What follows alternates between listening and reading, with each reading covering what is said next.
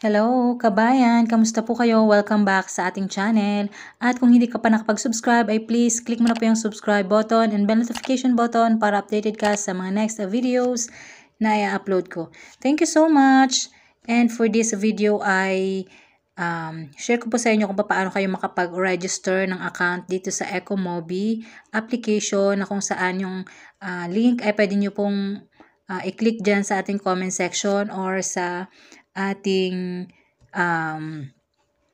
description box ng video nito. So, by the way, may na-upload na po ako kung paano tayo pwedeng kumita sa Lazada and sa Shopee na walang binibentang physical product. Pero meron po tayong application na gagamitin na kung saan ito nga yung Ecomobi application. So, ayan. So, ang kailangan lang po natin is mag-register ng ating account, mag-open ng ating account dito sa Ecomobi.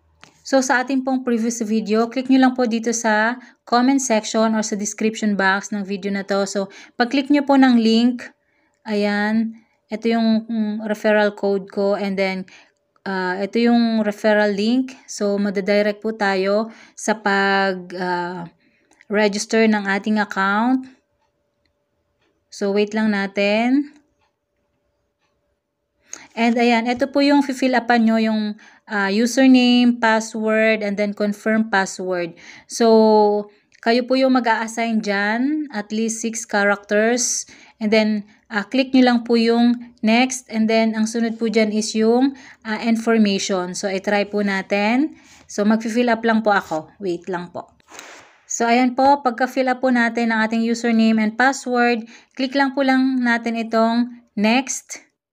And kailangan po nating fill upan itong email. So, valid email po or yung active email po yung ilalagay nyo dyan. And then, yung phone number. And, ayan, automatic na po yung referral code. And then,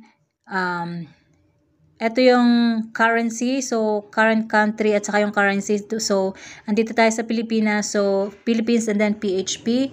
And then, click lang po natin kung saang channel.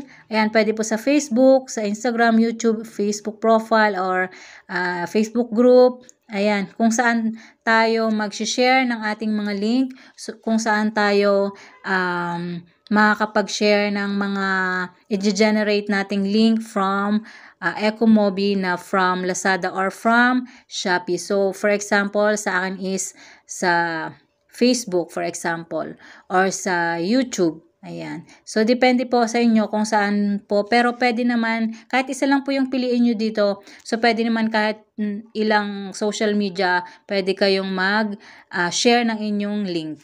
So, once nakapili na kayo kung anong channel saan nyo ipopromote yung mga links. So, ayan, for example, TikTok. And then, ipipaste nyo po dito yung website link or yung link ng inyong TikTok or link ng inyong Facebook. And, ilalagay nyo po dito yung number of followers, then click yung registration. And then, magkakaroon na po kayo ng inyong Ecomobi account and pwede na po kayong mag-generate ng link at mag-promote ng mga products. So, ayan guys, after ng registration, ito na po yung lalabas dyan. Ayan. Wait lang natin. So, i-click natin itong affiliate. Ayan. And then, get started with Pasio.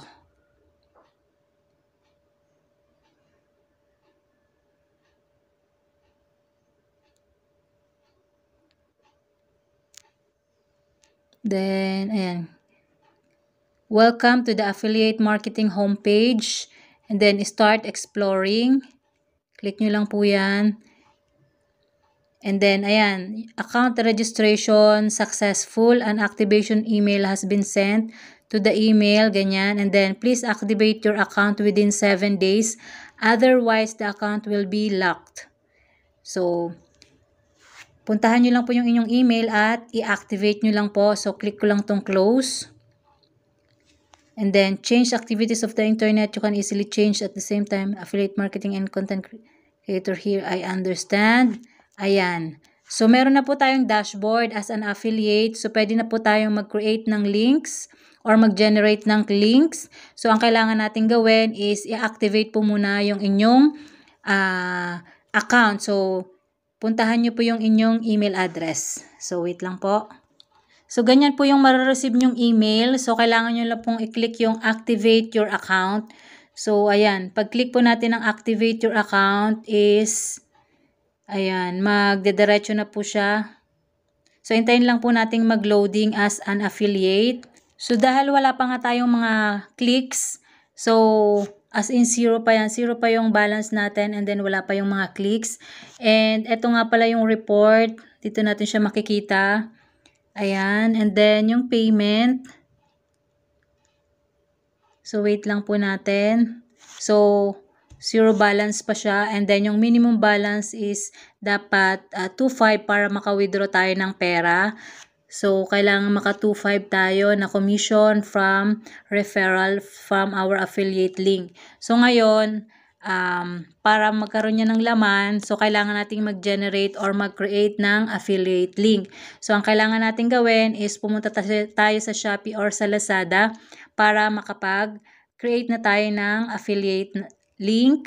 So, ayan, nandito tayo sa ating Shopee website. So, piling lang po tayo ng ating products kung ano yung gusto nating i-promote. For example, ito, Lovito. Ayan. For example, yung shop ng Lovito, yun yung ating first na ipopromote. So, pipili lang tayo dito ng products na gusto natin. And, pwede yung buong shop, yun yung i-generate nyo lang link. Pwede rin naman na per products. For example,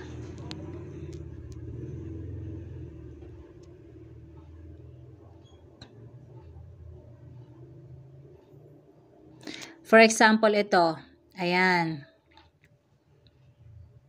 Kung gusto nyo na specific product for a specific link, so, ikakopy nyo lang po yung link dito.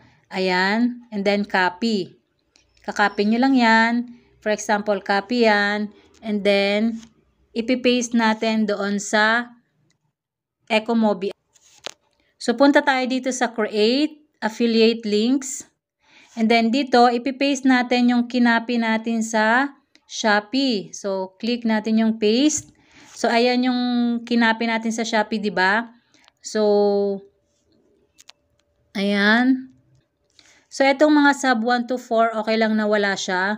So, basta meron kayong link na doon. So, i-click mo lang itong generate. Ayan. So, ayan, mag-generate na siya. Punta tayo dito sa link history. So, itong platform, ayan, https goeco.asia pp, yan. So, ito yung link na to, yan yung iyong unique link ng Ecomobi doon sa product na yon. So, ito yung ikakopy mo. Click mo lang yung dalawang parang notes na yon. Click mo lang yan. And then, ito yung ipipaste mo sa Facebook or sa YouTube or sa social media account mo para ma-promote mo yung link at every time na may magkiklik dyan, so, lalabas yung mga history or kung ilan na yung mga clicks or links or kung ilan yung nag-order dito sa report. Ayan, dyan mo makikita yung unique link, unique clicks, total clicks, and then kung ilan yung order, and then yung total commission. And then, pwede ka rin mag-generate ng report. So, pwede rin po na buong shop yung inyong ikakopy sa Shopee. So, for example, gusto nyo po yung buong shop talaga siya. So, type natin dito yung Lovito.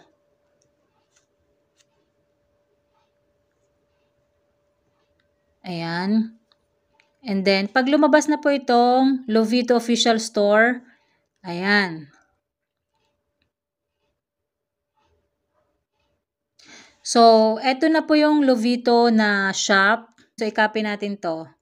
Ayan. Copy natin and then, generate po ulit natin ng link doon sa ating Ecomobi. Ang kagandahan po kapag shop link yung i-generate mo, ibig sabihin, lahat ng mga products na o-orderin noong customer na nag-click ng link mo ay makakounted sa'yo. Basta doon siya nag-click sa iyong Ecomobi na link. So, di ba nakopy na natin yung Lovito na yan. And then, ipipaste natin yan doon sa ating Ecomobi. And then, create or generate link. So, ayan, eto na nga yung shop link.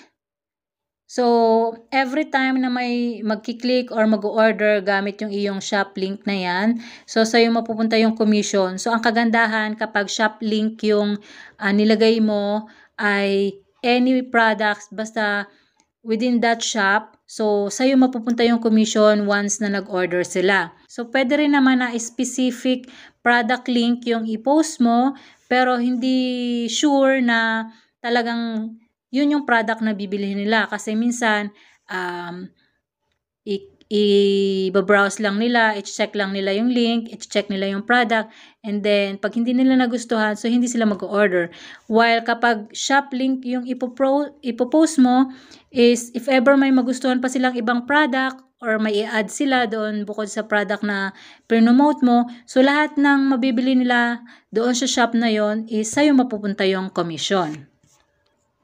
So, ayan, ganun lang po kadali kung paano mag-create ng inyong Ecomobi affiliate account at kung paano makapag-generate or makapag-create ng affiliate links para makapag-promote na kayo ng products at makapag-start na kayong kumita dito sa Ecomobi at pwede na kayong makapag-earn sa Shopee, sa Lazada na walang nilalabas na puhunan at walang physical product. So, by the way, meron pa silang ibang mga website. So, for example, yung Adidas. And then, itong marketplace, yung Shopee and Lazada. And yung mga website campaign, ayan, i-view all natin. Ayan, Adidas and Pelago. And try natin sa marketplace kung ano pa yung meron.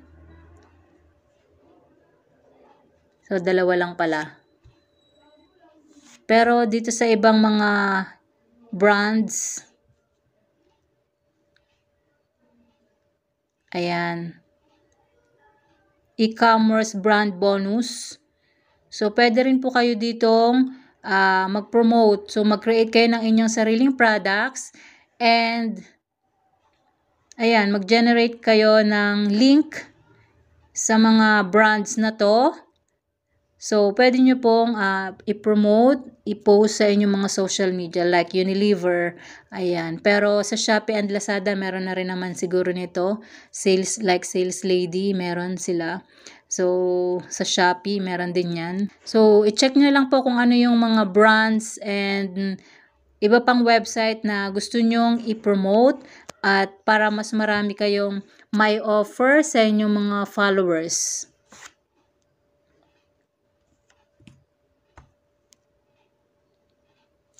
So, ayun lang po muna for this video. Sana ay nakatulong ang video na ito at let's start earning through affiliate marketing gamit ang Ecomobi application. Kahit wala tayong sariling product, kahit wala tayong puhunan, kahit nasa bahay lang. So, sipag at tiyaga. So, kahit konting commission, pag maraming nag-click, maraming nag-order gamit ang inyong link, so marami din po yan, dadami din yan. So, good luck sa atin. Thank you so much for watching. Hanggang sa next video. Bye!